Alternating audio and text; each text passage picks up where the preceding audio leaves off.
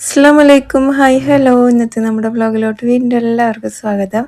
എല്ലാവരും സുഖമായിട്ടിരിക്കുന്നു. നമ്മൾ കുറേ ദിവസമായില്ലേ വ്ളോഗ് ഇട്ടിട്ട്. ശരിക്കും പറഞ്ഞാൽ നോമ്പും വെയിലും ക്ഷീണവും ഒക്കെ ആയിട്ടാണ് പിന്നെ വ്ളോഗൊന്നും ഇടാണ്ടിരുന്നത് കേട്ടോ. അപ്പോൾ ഇന്നത്തെ വ്ളോഗ് എന്താണെന്ന് വെച്ച് കഴിഞ്ഞാൽ മോൻ്റെ ബർത്ത്ഡേൻ്റെയും പിന്നെ നോമ്പ് തുറ കുറച്ച് വിഭവങ്ങളുടെയൊക്കെ ആയിട്ടുള്ള ഒരു കുഞ്ഞു വ്ളോഗാണ് കേട്ടോ. അപ്പോൾ എന്തായാലും ഫ്രണ്ട്സൊക്കെ വരുന്നുണ്ട് എന്ന് പറഞ്ഞിട്ടാണ് നമ്മൾ ഇത്രയും ഫുഡും കാര്യങ്ങളൊക്കെ ഉണ്ടാക്കിയത്. നോക്കുമ്പോൾ ആർക്കും വരാൻ പറ്റിയില്ല. ഈവനിങ് ആയതുകൊണ്ടായിരിക്കാം മേ ബി. നമ്മൾ വീട്ടിൽ നിന്ന് വിടാനൊരു ടെൻഷൻ ഉണ്ടാവുമല്ലോ. അതിപ്പോൾ എനിക്കാണെങ്കിൽ അങ്ങനെയൊക്കെ തന്നെ ആയിരിക്കും. പിന്നെ കഞ്ഞി എടുത്തു. ഇനിയിതാ ഇന്നാണോ ഇനി നാളെയാണോ നോമ്പ് കഴിയുക എന്നുള്ളതൊന്നും കറക്റ്റ് അറിയില്ല അല്ലേ. അപ്പോൾ എന്തായാലും ഇതാ ഫ്രൂട്ട്സൊക്കെ ഒന്ന് കട്ട് ചെയ്ത് വെച്ചു. ഇനി നമ്മളെല്ലാം ഒന്ന് പൊരിച്ചെടുക്കുന്നുണ്ട് കേട്ടോ. ഞാനിവിടെ സ്പൂൺ പഴംപൊരി ഉണ്ടാക്കി. പ്രാവശ്യം 2-3 പ്രാവശ്യമായിട്ടോ ഞാനിത് ഉണ്ടാക്കുന്ന. എല്ലാവർക്കും ഭയങ്കര ഇഷ്ടമായിട്ടുണ്ടായിരുന്നു. പുറമേ നല്ലൊരു ക്രിസ്പി, ഉള്ളിൽ നല്ലൊരു സോഫ്റ്റൊക്കെ ആയിട്ട്. അപ്പോൾ നമ്മൾ അതിന് ശേഷം പക്കോട ഉണ്ടാക്കി.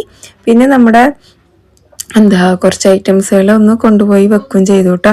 ഇതിൻ്റെ ഇടയിൽ പൊരിച്ചെടുക്കുന്നതിൻ്റെ ഇടയിലാണ് ഇതൊക്കെ ചെയ്തുകൊണ്ടിരിക്കുന്നത്.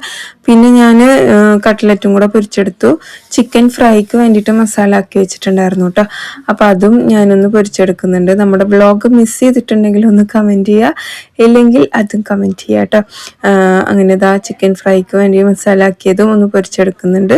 നമ്മളൊരു 1 വീക്കിനുള്ള മസാല പുരട്ടി വെക്കും. കാരണം ഇഫ്താർ സുഹർ അത്താഴത്തിന് കഴിക്കാൻ വേണ്ടിയിട്ട് ഇവിടെ ചിക്കൻ ഫ്രൈ വേണം കേട്ടോ കുട്ടികൾക്കും ഉമ്മാക്കൊക്കെ. ഞാൻ പിന്നെ ചോറ് കഴിക്കുന്നില്ല. ഞാൻ എന്തെങ്കിലും ചായ, ഫ്രൂട്ട്സ് അങ്ങനെയൊക്കെ ആയിട്ടായിരുന്നു ഇത്രയും ദിവസം നമ്മുടെ അത്താഴം. അങ്ങനെ നമ്മൾ ഫ്രൈഡ് ഐറ്റംസൊക്കെ എടുത്തെടുത്ത് വെക്കുന്നുണ്ട്. ഇത്രയും കൂടുതലൊന്നും ഞാൻ ഉണ്ടാക്കാറില്ല കേട്ടോ. ഫ്രണ്ട്സൊക്കെ വരുന്നുണ്ട് പറഞ്ഞിട്ട് ഉണ്ടാക്കിയതാണ്. അവസാനം എല്ലാവരും കൂടി തന്നെ തിന്ന് തീർക്കേണ്ടി വന്നു. കുറച്ച് ബാക്കി വന്നു. പിന്നെ നോമ്പ് തുറക്കാൻ വേണ്ടിയിരുന്നു. നോമ്പൊക്കെ തുറന്നു കഴിഞ്ഞ ശേഷം നിസ്കാരമൊക്കെ കഴിഞ്ഞ് ഇങ്ങനെ ഇരിക്കുമ്പോഴാണ് ഞാൻ അവനക്കൊരു സർപ്രൈസ് ഗിഫ്റ്റ് ആയിട്ട് പോയത്. ആക്ച്വലി എൻ്റെ വകയല്ല കേട്ടോ, ഇക്ക ഓർഡർ ചെയ്തിട്ടുണ്ടായിരുന്നതാണ്. അവന് ട്യൂഷൻ പോയ സമയത്താണ് അത് നമ്മുടെ കയ്യിൽ കിട്ടിയത്. അതുകൊണ്ടാണ് സർപ്രൈസ് ആയിട്ട് നമുക്കത് കൊടുക്കാൻ പറ്റിയിട്ടുണ്ടായിരുന്നത്.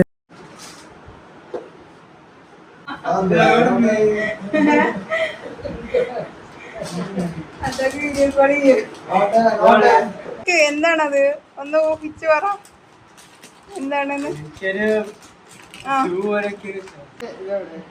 വീഡിയോ കോൾ ചെയ്യ്. വാട്സപ്പ് എടുക്ക്.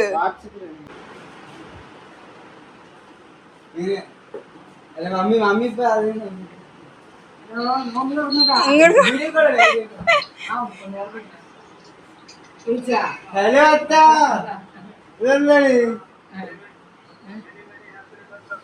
Thank you. ഇതെന്താണ്? ഇതെന്താ റിയാന വീഡിയോ കോൾ എങ്ങനെയുണ്ട്? അയ്യാ ഇവിടെ നോക്ക്.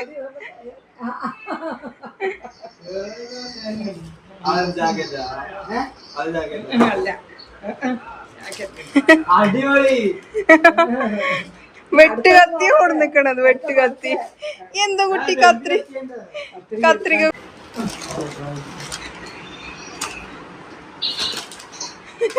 നിക്ക് കത്തി.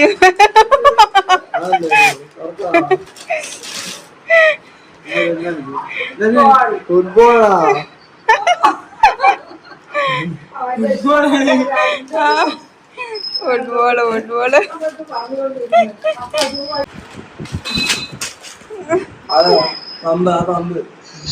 എങ്ങനെയുണ്ട്? Thank you very much.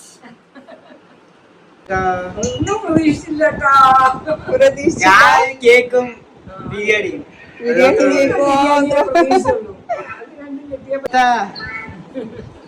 Thank you very much. ഇതൊന്നും ഞാൻ പ്രതീക്ഷിച്ചില്ല.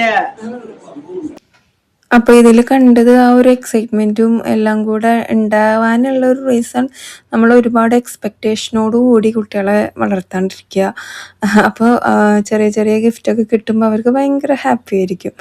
അതാണ് നമ്മുടെ ഒരു തിയറി. എല്ലാറ്റിനും അതിൻ്റേതായ വാല്യൂ ഉണ്ട് എന്ന് മനസ്സിലാക്കുക.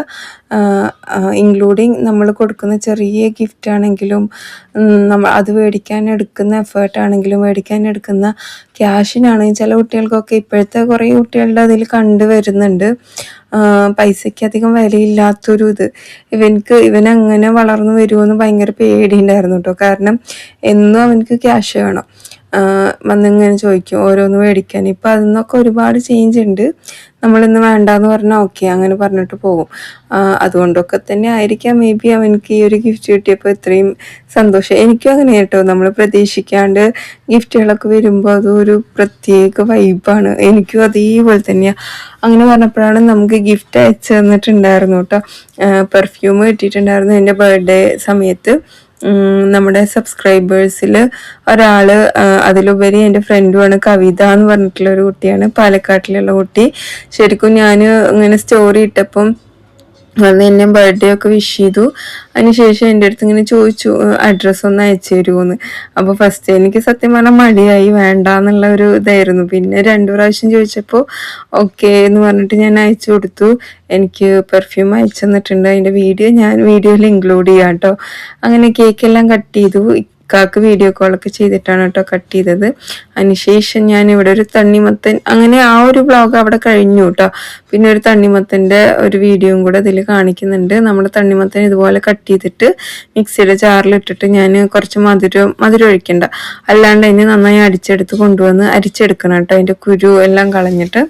ഇനി നമുക്കിതിലോട്ട് മുഹബത്ത് ക സർബത്തിൻ്റെ എടുക്കില്ലേ നമ്മളെന്താ റൂഹബ്സ, അത് ഒഴിച്ചു കൊടുക്കണം. അതിനുശേഷം നമ്മൾ പാലും ഒഴിച്ചു കൊടുക്കണം. അപ്പോൾ പാല് ഞാൻ അരിച്ചിട്ടാണ് ഒഴിച്ചു കൊടുക്കണം, ആട പെടാണ്ടിരിക്കാൻ വേണ്ടിയിട്ട്.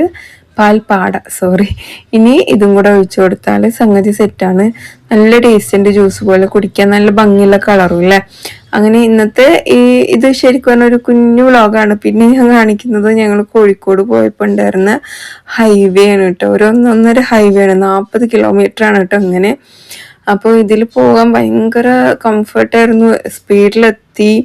അപ്പോൾ ഞാനിങ്ങനെ ഓക്കെ ഇത് എല്ലാവരും ഒന്നും കണ്ടിട്ടുണ്ടാവില്ലല്ലോ എന്ന് വിചാരിച്ചിട്ടാണ് കേട്ടോ ഞാൻ ഇതിൽ ഇൻക്ലൂഡ് ചെയ്യണം. എന്ത് ഭംഗിയല്ലേ കാണാൻ വേണ്ടിയിട്ട്. നമ്മുടെ കേരളത്തിലുള്ള ഏറെക്കുറെ റോഡുകൾ ഇങ്ങനെയൊക്കെ ആയതാണെങ്കിൽ നമ്മുടെ യാത്ര എത്ര പെട്ടെന്ന് എത്തുമായിരുന്നു ഓരോ ഭാഗങ്ങളിലോട്ട്. അങ്ങനെ ഞാനും എൻ്റെ ബിസിനസ് പാർട്ട്നേഴ്സ് 2 പേരുണ്ടായിരുന്നു. പിന്നെ ഇക്കാൻ്റെ കൂടെ ആയിട്ടോ ഞങ്ങൾ പോയത്. അങ്ങനെ പോയി ഞങ്ങളിങ്ങനെ ഓരോ ഭാഗങ്ങളിലെത്തുമ്പോൾ ഓരോ ബിൽഡിങ് കാണുമ്പോൾ ഒക്കെ ഭയങ്കര നമ്മുടെ ചിലപ്പോൾ നമുക്ക് തോന്നും പാലക്കാട് ഇതിൻ്റെ പകുതി പുരോഗമനം ഇല്ലല്ലോ എന്നൊക്കെ. പിന്നെ നമ്മളെ നാടിനെ നമുക്ക് വിട്ടുകൊടുക്കാൻ പറ്റില്ലല്ലോ.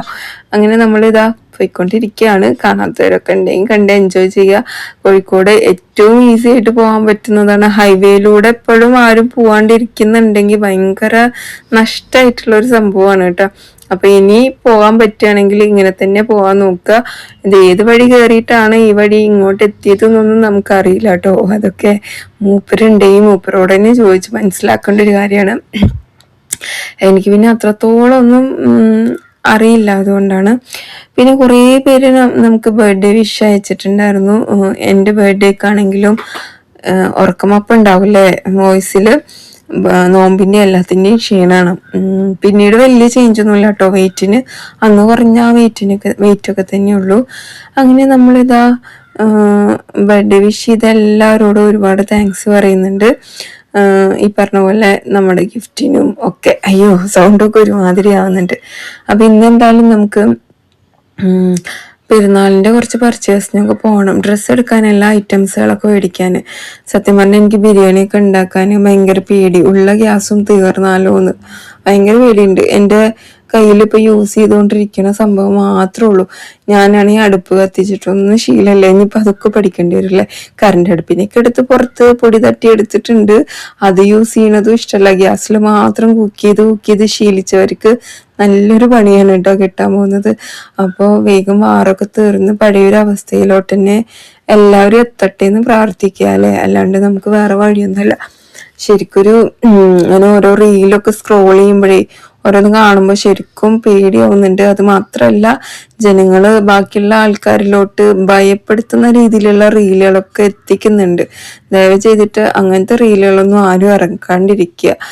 വരുന്നതൊക്കെ നമ്മൾ അനുഭവിക്കണം. അപ്പോൾ ഇങ്ങനെ നമ്മൾ എല്ലാവരും ഒന്ന് കരുതിയിരിക്കുക, അത്രമാത്രം പറഞ്ഞാൽ മതി. ഇത് വേൾഡ് വാർ 3 ആണ്, ഭക്ഷണത്തിന് വേണ്ടിയിട്ടും വെള്ളത്തിന് വേണ്ടിയിട്ടൊക്കെ ദാരിദ്ര്യം പിടിക്കും, ഇങ്ങനെയൊക്കെ പറഞ്ഞിട്ടുള്ള റീലുകളൊക്കെ ആട്ടോ എൻ്റെ ഫോണിലൊക്കെ വരാറുള്ളത്.